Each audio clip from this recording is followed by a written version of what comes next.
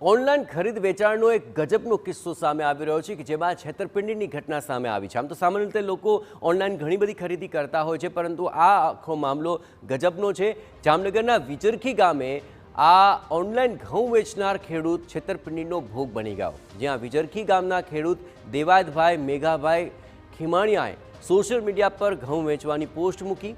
હિંમત ચોર નામના શખ્સે ફોન કરીને રાજકોટમાં પોતે ગ્લોબલ ઇન્ડસ્ટ્રીઝ ચલાવતો હોવાની ઓળખ આપી ઘઉંનો સોદો નક્કી કરીને 27 મેની રાત્રે અન્ય 2 શખ્સોને સાથે લાવી ટ્રકમાં 372 મણ ઘઉં લઈ ગયા।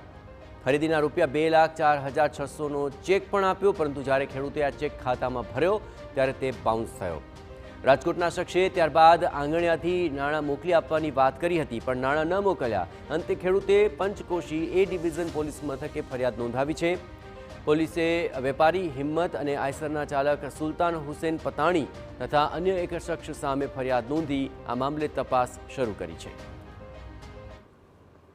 બેંકમાં વટાવવા માટે મૂકતા એ ચેક અનુસંધાને જે તે બેંક એકાઉન્ટમાં અત્યારે એકાઉન્ટ જ બંધ છે અને નાણાં નથી તેવું જણાવતા આ લોકોએ ટેલિફોનિક ફરીથી આ હિંમતભાઈ ચૌહાણનો કોન્ટેક્ટ કરતા હિંમતભાઈ ચૌહાણે જણાવ્યું કે હું તમને આંગળીયા પેઢીથી પૈસા મોકલાવી આપું છું।